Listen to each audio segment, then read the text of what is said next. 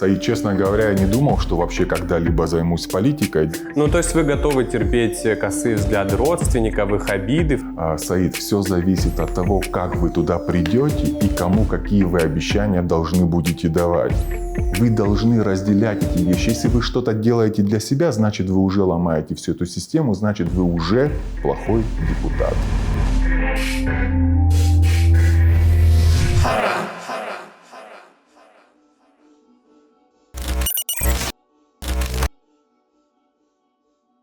Всем привет! Сегодня у нас в гостях кандидат в депутаты от 7-го избирательного округа Беслан Ачба. Беслан, здравствуйте, добро пожаловать. Здравствуйте, Саид.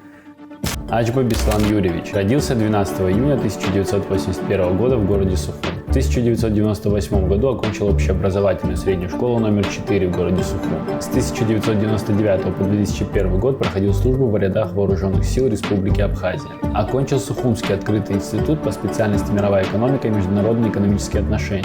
Присвоена квалификация экономист-международник. В 2002 году начал работать в должности главного специалиста в Государственном комитете по внешнеэкономическим связям Республики Абхазия. В 2003 году переведен на должность главного специалиста отдела внешнеэкономических связей Министерства экономики. В 2004 году был переведен в отдел ценообразования и статистики, занимался разработкой индикативного плана социально-экономического развития страны.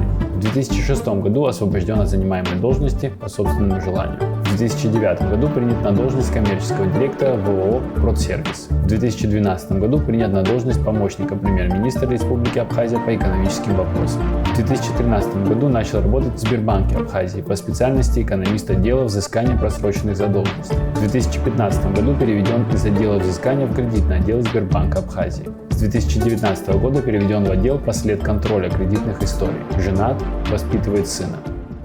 В общем-то, у нас уже сложились некие традиции. Одна из них новых для абхазской политики людей, которым, если вы не против, я причислю и вас, мы просим вначале немного рассказать о себе. Я ныне работаю в Сбербанке Республики Абхазия уже более 8 лет, то есть мой трудовой стаж. До этого я в основном работал в государственных учреждениях различных, начиная от Комитета внешнеэкономических связей. Проработал около года, потом комитет был реорганизован в отделение Министерства экономики, и я перешел работать в Минэкономики, в отделение ВС. Далее, спустя год, где-то уже был переведен в отделение ценообразования и статистики, где занимался разработкой индикативного плана социально-экономического развития республики. И потом моя трудовая деятельность сложилась так, что я в какой-то период времени уже работал в коммерческом учреждении, то есть я был коммерческим директором ООО «Продсервис». Потом на короткий промежуток времени уехал в Москву, где находился, вернулся в 2012 году, где я продолжил работать в кабинете министров, помощником премьер-министра по экономическим вопросам. Скажите, пожалуйста, в какой момент вы решили заняться политикой, баллотироваться в парламент? Может быть, что-то конкретно повлияло на вас? И, честно говоря, я не думал, что вообще когда-либо займусь политикой. Дело в том, что по причине своего такого длинного трудового стажа мы с товарищами периодически наблюдали над теми событиями, которые происходят в нашей стране. Я вообще экономист. Я всегда смотрел на множество различных вопросов с экономической составляющей. И всегда считал, что вот те или иные сферы, допустим, какие-то организационно-правовые формы, всегда можно улучшить. И это улучшить не сами какие-то условности, то есть, да, бесспорно, сами условности в нашей экономической среде, которые непосредственно будут оказывать влияние на качество жизни наших граждан. И всегда хотелось внести что-то новое, что-то свое. Поэтому я думаю, Саид, считаю, что я больше экономист, нежели политик. Ну, в любом случае, парламент — это и политический орган, и, как показала практика, в парламенте решаются много политических вопросов, и, в общем-то, и депутатов принято считать политиками. С какими идеями, задачами, целями, видениями вы намереваетесь баллотироваться? Знаете, как все говорят непосредственно о законотворчестве, но в первую очередь законотворчество — это один из инструментов, которым депутат парламента может воздействовать на жизнедеятельность нашего государства. И помимо законотворчества есть множество и других инструментов, которые дают возможность реализовать какие-либо проекты, полезные для страны. Я опять же хочу сказать, что вот у меня есть программа. Основная часть этой программы — это экономическая составляющая. но также присутствуют общественно-политические механизмы определенные. То есть в какой-то промежуток времени я задумался о том, что нужны именно общественно-политические механизмы, способные улучшить внутриполитический климат страны. Ну, давайте попробуем поконкретнее поговорить, о чем идет речь вот в контексте там, вашего ответа. Пару примеров, если можно. Например, когда мы говорим о таких механизмах, это, как правило, методы прямой демократии. Когда в стране возникает сложная внутриполитическая ситуация, то граждане республики мнением большинства имеют возможность оказывать влияние на решения руководства, оказывать влияние на решения каких-то оппозиционных сил, и тем самым создают новые условности. И за счет мнения большинства вынуждены считаться обе стороны с тем, что действительно нужно народу. То есть это фактически акт волеизъявления граждан республики, которые создают определенные условности, с которыми необходимо считаться. И это способно предотвратить множество различных негативных событий, которые возникают в стране, нивелировать возможность государственных переворотов, митингов и негативных последствий. Я правильно понимаю, что в случае своего избрания у вас есть какие-то конкретные предложения в этом направлении? Есть, однозначно есть. И вот эти конкретные направления я и собираюсь. Ну, например, все, наверное, знают, что такое государственный портал, госуслуги. А вы знаете, что в госуслугах, например, есть функция голосования. Верифицированные пользователи по паспортным данным имеют возможность голосовать по тем или иным вопросам. То есть это такая гражданская платформа, которая будет давать возможность и руководству страны, и оппозиционным каким-то образованиям знать мнение большинства, что действительно нужно людям. И этим самым в своих повестках от этого отталкиваться и формировать свои повестки с учетом мнения большинства. Я считаю, что такие гражданские институты нам просто необходимы. И такие механики, они работают в различных странах мира. Это есть в Швейцарии, это есть в Австрии. Просто в некоторых случаях это как бы регламентируемые, легитимные, допустим, узаконенные методы. Но я считаю, что, по крайней мере, подобную гражданскую платформу можно создать и у нас. Насколько, на ваш взгляд, эта перспектива реальна для нашей страны в обозримом будущем? Очевидно, что на это нужны средства, на это нужны компетентные люди. У нас, в принципе, нет госуслуг. У нас нет госуслуг, да, пока, но очень часто начинают говорить именно о цифровом государстве, цифровизация, внедрение новых технологий. По большому счету, я не думаю, что этот проект дорогостоящий. К нему надо просто относиться как к некой такой гражданской платформе, которая просто будет... Это фактически тот же самый референдум. Но тот референдум, который у нас прописан на законодательном уровне, это в организационном плане процедура очень сложная. Вот, и она не динамичная. А такая платформа в виде госпортала, которая даст возможность озвучивать мнение большинства, она более динамична. И можно рассматривать ряд важных вопросов, которые способны дестабилизировать внутриполитическую ситуацию в стране. Какие, на ваш взгляд, наиболее актуальные вопросы, с которых вы, в том случае, если вас изберут в парламент, начнете свою деятельность в качестве депутата? Вы знаете, меня больше интересует экономика. Я, как уже изначально сказал, я меньше политик и больше экономист. Меня интересуют такие направления, как сельское хозяйство. Меня интересуют такие направления, как банковский сектор. Ну вот давайте поговорим про сельское хозяйство, если вы не против. Очевидно, что абхазское село, оно, к огромному сожалению, оно умирает, люди уезжают, молодежь не остается, там нет никаких предприятий. Ну, в общем, все плохо, и мы это прекрасно понимаем. Вот депутат, мы же говорим с вами в контексте там, вашего депутатства, может хотя бы начать менять эту ситуацию, что ему для этого нужно сделать, учитывая там его полномочия? Я считаю, что вот именно в области сельского хозяйства нужно инициировать такую масштабную программу, и я вижу ее как кооперативное объединение малых и средних сельхозпроизводителей. То есть такие организационно-правовые формы, они существуют во всем мире. И есть яркий пример Соединенных Штатов Америки, где, то есть представьте себе, вы отдельный сельхозпроизводитель, у вас свой земельный надел. И если вы действуете единично, то вам, соответственно, нужно закупать какое-то сырье для сельхозпроизводства, то есть корма для птиц, вам необходимо покупать лекарства. И когда вы это делаете единично, маленькими объемами, естественно, это вам обходится намного дороже, что напрямую влияет на себестоимость готовой продукции. А теперь давайте представим, что мы возьмем всех сельчан, кто заинтересован в том, чтобы производить сельхозпродукцию, и объединим в один кооператив. И внутри этого кооператива будет одна среда, в которой будут находиться собственные колхозные рынки, это ярмарки выходного дня. Почему меня эта тема заинтересовала? Вот то, что происходит сейчас, то есть у нас есть одна проблема, которая очень сильно влияет на ценообразование в республике. Эту проблему называют перекуп, который фактически у сельхозпроизводителя за копейки покупает сельхозпродукцию и в 10 раз дорого продает на внутреннем рынке. А кооперативная среда, она предполагает внутри своей среды наличие точек сбыта.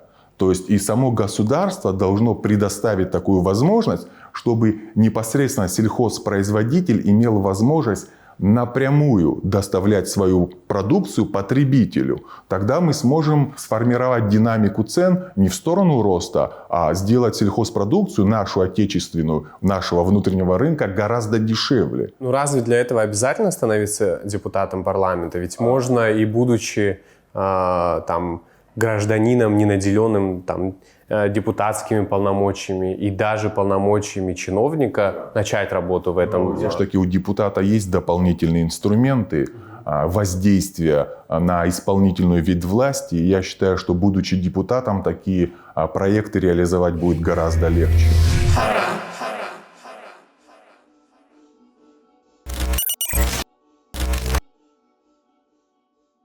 Какие направления в экономике, на ваш взгляд, наиболее приоритетные? И вот я все хочу говорить в контексте парламента, учитывая полномочия парламента, полномочия депутата, может быть, даже не совсем в глобальном смысле, а вот более практично. Вот я, Саид Барганджи, стану депутатом, и вот я предложу вот эту инициативу, главные цели которых это развитие экономики. Знаете, вот сейчас мы с вами говорили о сельском хозяйстве. Я действительно считаю, что вот именно сельское хозяйство — это то основное направление после туристической сферы экономики, которая более-менее осваивается. Но там тоже есть какие-то определенные проблемы. Но дело в том, что нам действительно нужна своя сельхозпродукция. И то есть одной из первых моих инициатив это будет именно инициатива, связанная с кооперативным объединением всех малых и средних сельхозпроизводителей. Вторым этапом я хочу рассматривать некоторые инициативы, связанные с банковским сектором. То есть это целевое кредитование для развития малого и среднего бизнеса. И также возможность беспроцентных займов, когда субсидирует государство этот проект. И мы можем организовать выдачу беспроцентных займов для слабозащищенных слоев населения, ветеранов войны, инвалидов, пенсионеров. То есть такая практика тоже существует во всем мире. И я считаю, что этот проект возможно будет реализовать. Наш госбюджет предусматривает некую сумму на развитие малого и среднего бизнеса. Я так понимаю, в прошлом году эти средства не были потрачены.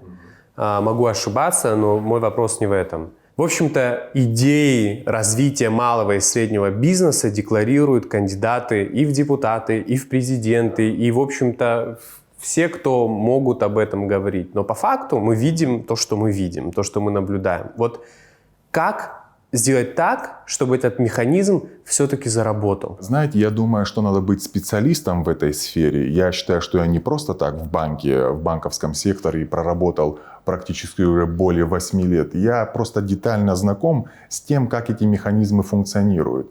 Когда мы говорим, например, о целевом кредитовании для развития и малого и среднего бизнеса, тут надо учитывать очень важные детали. Что такое вообще целевое кредитование? То есть это кредит, но главное условие такого кредита, оно должно заключаться в том, что заемщик не должен иметь возможность взять эти деньги на руки. Если заемщик будет иметь возможность брать эти деньги на руки, тогда это будет уже не целевое кредитование. Допустим, вы хотите построить фабрику и производить какую-то продукцию. Вам нужны станки. Вам дадут станки, но вам не будут давать денег. Только в таком случае целевое кредитование будет иметь какой-то смысл. И действительно будет целевым. Банковский сектор – это главный стимулятор частного сектора. То есть в современном капиталистическом устройстве мира ни одна экономика не может существовать без полноценно развитого банковского сектора. Банковский сектор – это как кровеносная система одного большого государственного организма. Только в отличие от кровяных телец, банки доставляют деньги в те места, где они больше всего нужны. И без банков мы не сможем нормально развивать частный сектор, малое и среднее предпринимательство. Поэтому вот мы как бы говорили о целевом кредитовании. Целевое кредитование – это именно тот механизм, целенаправленный механизм, который будет развивать необходимые нам области.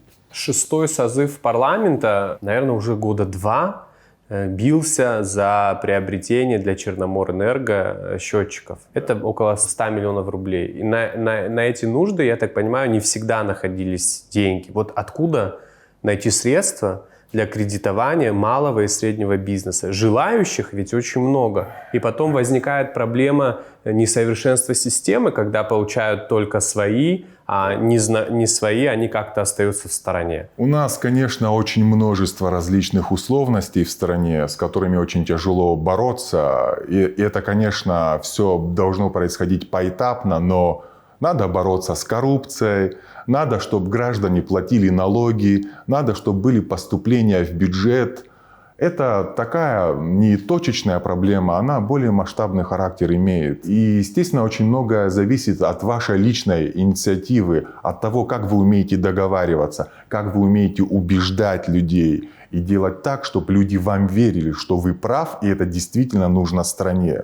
Это все зависит от характера, от вашей инициативы личной и насколько хорошо вы разбираетесь. И от родственных связей пока что, к сожалению. Увы, но да. Хотя в нормальном государстве такие вещи должны последнюю роль играть. Я не просто так об этом говорю. В том случае, если вы, уже будучи депутатом парламента, станете свидетелями такого несправедливого распределения средств, которое там бурно обсуждал парламент, вы промолчите или вы готовы публично выступить, сказать, что вот мой коллега депутат Саид Барганджи там своему брату лоббирует? Знаете, мы же от этого очень сильно страдаем. Мы от этого очень сильно страдаем, и вот именно родоплеменные связи, они, можно сказать, сажают такой нож в спину нашей государственности. И я считаю, что долгом каждого депутата самое главное – это общенациональные интересы, а не личные.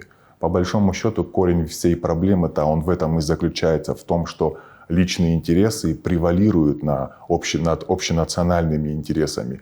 И человек, настоящий государственник, в первую очередь должен это понимать. Если он этого не понимает и помогает своим родственникам, так будет делать каждый. И мы никогда не построим нормальное целостное государство, которое будет в равной степени для всех. В таком случае это будет какая-то родоплеменная вотчина, ориентированная на личные интересы отдельных групп людей. Это не государство. Ну, то есть вы готовы терпеть косые взгляды родственников, их обиды, в том случае, если вы откажете в помощи своему родственнику в пользу там наиболее достойного кандидата там, на какие-то там привилегии со стороны депутата. Вы знаете, я думаю, что в этом плане у меня немножко удобное положение. Я не иду ни от какой партии. Я иду сам по себе. Зачем вы мои вопросы предвкушаете, опережаете?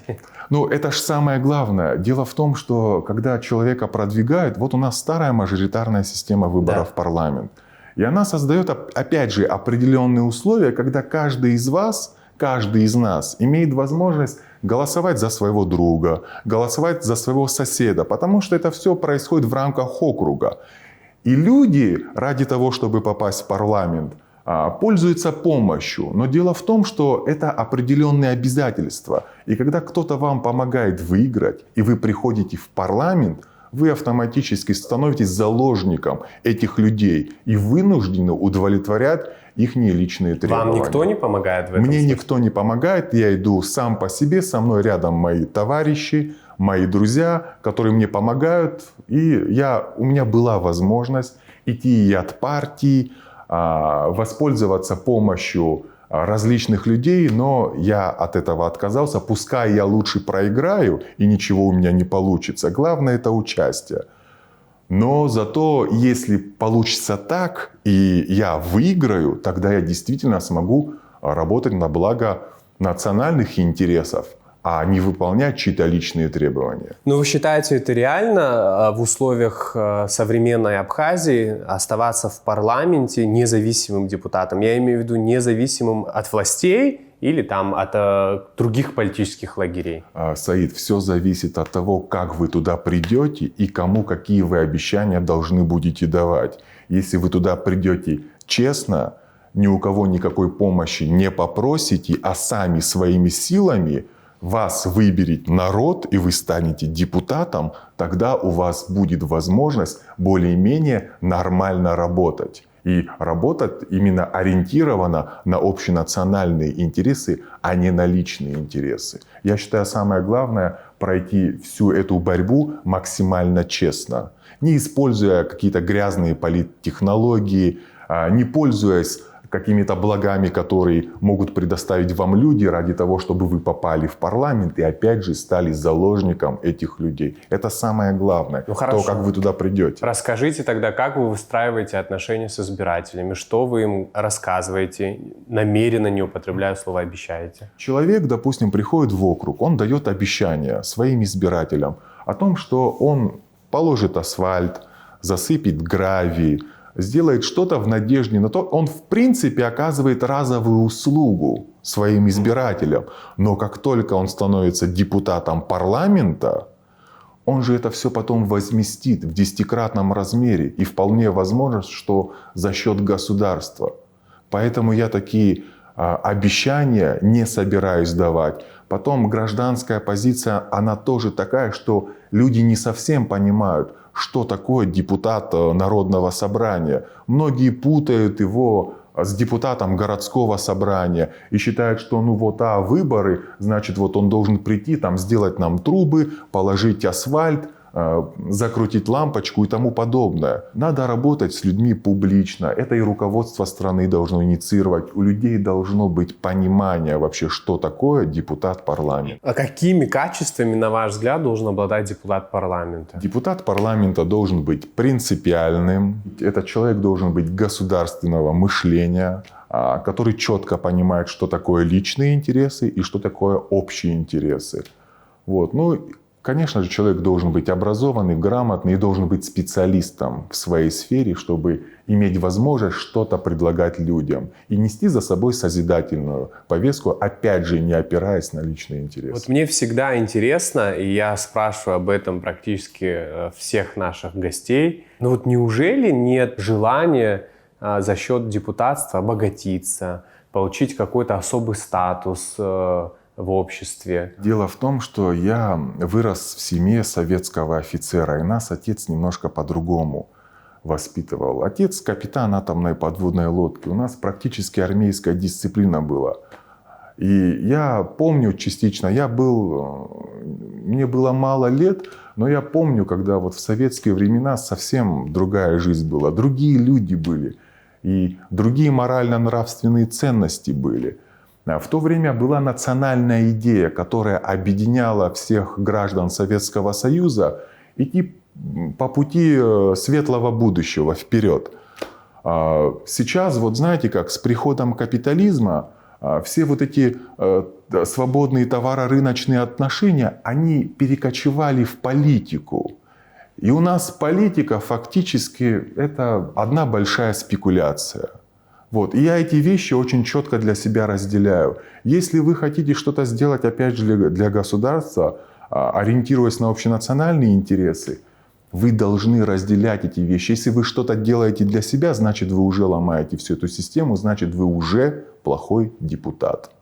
Вы не можете оглядываться и ориентироваться на личные интересы. Надо уметь отказывать людям, надо уметь отказывать. Когда я говорю людям, я имею в виду лично заинтересованным.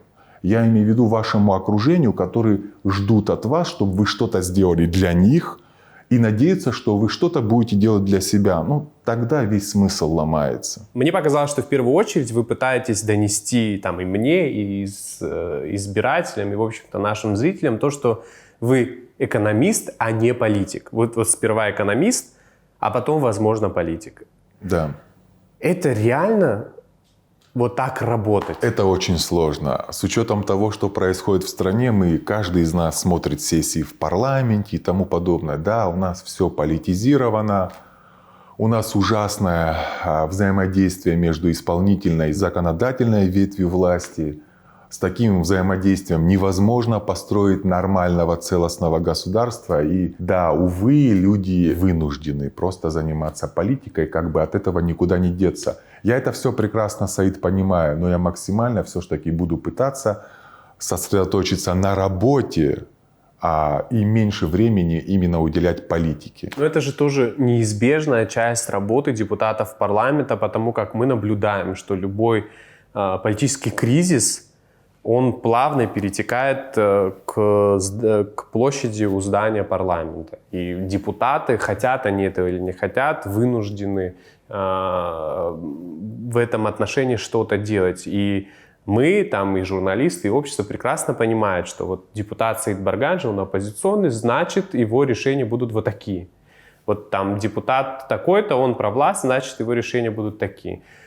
Вы готовы взять на себя ответственность и быть тем депутатом, который будет принимать решения не исходя из политических каких-то настроений в обществе, а вот так, как вы чувствуете себя? Вот именно как я чувствую. Если я не буду делать так, как я чувствую, ну тогда это буду не я, это будет другой человек. Но я все сделаю, чтобы было именно так.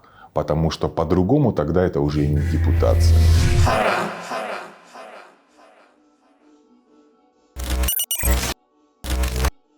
Беслан, очень часто в нашем обществе обсуждают необходимость снятия с депутата его неприкосновенности. Как вы к этому относитесь? Да, такое имеет место быть. Я часто об этом тоже слышу. Знаете, это все в такой золотой обертке преподносится еще и на фоне событий 30 сентября. В мировой практике вообще считается, что это не чуть ли революционный прорыв. То, что такое понятие появилось, как депутатская неприкосновенность. И очень мало стран, где есть такие механизмы, при которых депутат лишен иммунитета. Тут это обусловлено множеством различных факторов. То есть депутат же должен принимать важные судьбоносные решения для страны, инициировать законопроекты, заниматься законотворчеством. Если с депутата снять депутатскую неприкосновенность, он становится очень сильно уязвимым. И на него, получается, возможно будет оказывать воздействие и со стороны исполнительной ветви власти. Любое гражданское лицо сможет на такого депутата оказывать воздействие. И фактически депутат станет недееспособен. То же самое говорят об императивном мандате. Похожий эффект может быть. Я категорически против того, чтобы сняли депутатскую неприкосновенность. Я боюсь, что мы все, если это инициируют и это сделают, я боюсь, что мы все наломаем дров просто-напросто. Вы представитель нового поколения. И очень интересно знать, что для вас означает слово «патриот». Патриот — это умение, это в первую очередь самопожертвование.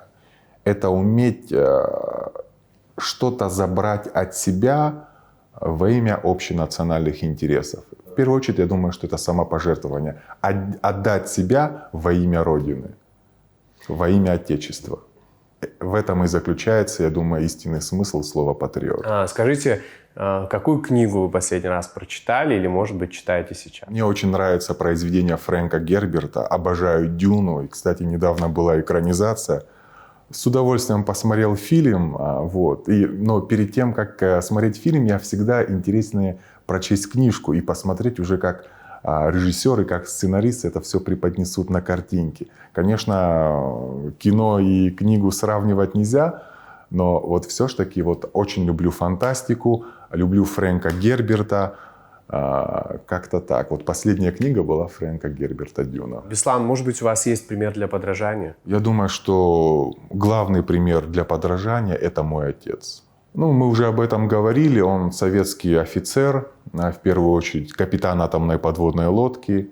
более 24 лет своей жизни отдал служению атомному подводному флоту. Во время войны Владислав Григорьевич обратился к нему, он возглавил военно-морской флот Абхазии.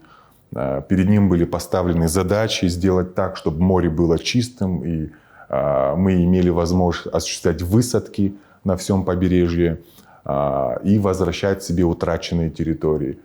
И я считаю, что главный человек в моей жизни для подражания – это мой отец. Я очень сильно горжусь тем, какой был у меня отец, и я считаю, что вот так. Скажите, пожалуйста, парламент – это старт вашей политической карьеры? У вас есть политические амбиции? Допустим, в случае, вы избрались в парламент, 5 лет проработали депутатом парламента, дальнейшие какие-то политические амбиции? У меня таких прямо политических амбиций нету. Я просто согласно своей программе, мне хочется иметь возможность воздействовать на те или иные области, потому что я действительно верю, что я смогу сделать что-то хорошее. И в первую очередь это выполнить задачи, которые я сам перед собой поставил, именно в области экономики, в области банковского сектора. Какой вы видите Абхазию через 10 лет? Трудно сказать. Все зависит от нас, все зависит от того, что мы сможем сделать в течение этих 10 лет, по какому пути развития мы пойдем. Но я надеюсь, что все-таки должно быть лучше, чем сейчас. Надеюсь, что увижу страну гораздо лучше.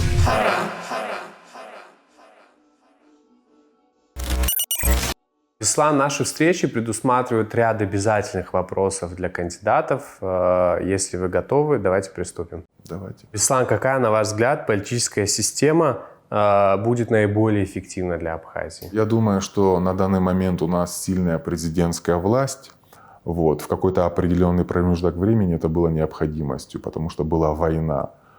Сейчас, на данный момент, в дальнейшей перспективе можно рассматривать государство, где именно мы движемся в направлении парламентской республики, где какая-то большая часть полномочий будет именно у парламента. Но пока рано об этом говорить. Я считаю, что необходимо произвести те же самые реформы реформа избирательной системы в парламент. И на первом этапе необходимо улучшить качество самих депутатов парламента.